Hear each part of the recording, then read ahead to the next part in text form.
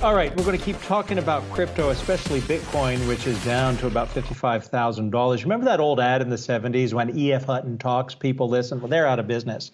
So when Jamie Dimon talks, you better listen. I personally think that Bitcoin is worthless, but I don't want to be a spokesman for it. I don't care. It makes no difference to me.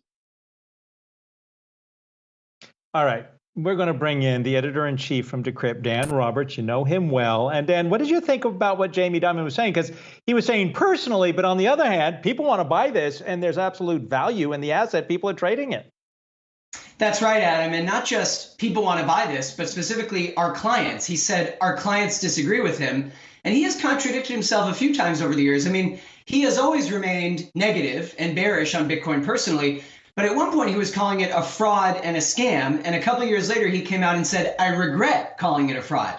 So he at least pulled back on that. Now he's still out there calling it worthless. But not only do some JPM clients disagree, the company separately has put out notes suggesting that it has interest in not just blockchain, but also in certain crypto assets. So I think there are a lot of people at JPM as a company who do not agree with what their chief has said publicly. And of course, you know, the idea of blockchain, but not Bitcoin, is nothing new. We've heard that from banking people for years. In 2018, that was the big narrative, is you heard banks and also other traditional financial institutions coming out saying, you know, crypto we see is very risky, it's highly volatile, not interested. But we like blockchain. We like the idea of using blockchain.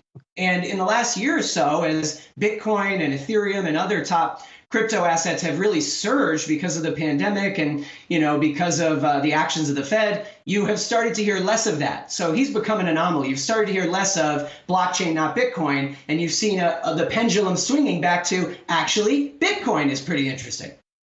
And also there may be a bit of, we fear that which we don't totally understand, which sets me up to help us understand why anybody would buy the Shiba. Is it pronounced Shiba Inu coin? Because it was a picture of a cute puppy that Elon Musk put out. And yet you think he would buy this thing?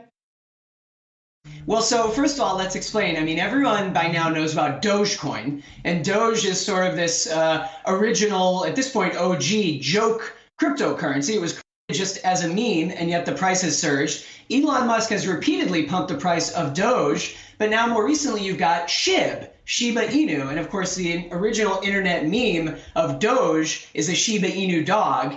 And so Elon Musk put out a picture of his new Shiba Inu puppy and said the name is Floki. And you had the creation of a number of new joke coins, including there's Floki coin and Floki Frunk puppy. But of course, it's important to distinguish that a lot of people think that SHIB was really on the rise, if you look at the data, before Musk's tweet. Now, of course, I do think his tweet added to the pumping of this other joke coin, because now it's number 12 by market cap of all cryptocurrencies. But this wasn't a case where it was just all Elon Musk. And in fact, if you look at on-chain data, something like 700,000 different wallets now hold Shiba Inu. So it's a joke, but it's not a joke when the price goes up so much. There's some people who bought it and flipped it and made real money. So, you know, sometimes people point to those things and they think that it reduces the legitimacy of the whole crypto space. I don't necessarily agree. And help us understand this one, because no joke here. Skynet, also known as Facebook, was going to create a wallet for all of us. There was the Libra, then there was going to be, what do they call it, Libra Deem, and then Novi. The big news, though, is that Andreessen Horowitz, and their investors, or weren't they going to develop this with Facebook? They hired away 2 key people. What does that tell us? Right. I mean, it's hard to look at this news, Adam, of Andreessen Horowitz hiring 2 of the top people at Facebook's DM project as Andreessen Horowitz crypto partners. A16Z crypto has gotten very big. It's hard to look at that news and not see this as the continued gutting, the continued exodus of Facebook's crypto ambitions. I mean, let's rewind and remember that when Facebook first announced Libra, and by the way, it kept saying, it's not just us, this is a consortium, but Facebook was leading it, and Facebook Messenger exec David Marcus was the public spokesperson. They said Libra was going to be a new global digital currency pegged to a basket of other multiple fiat currencies. Then Congress didn't like it. They testified. They pulled back on the plans. They rebranded it from Libra to Diem, and they changed the name of the wallet from Calibra to Novi.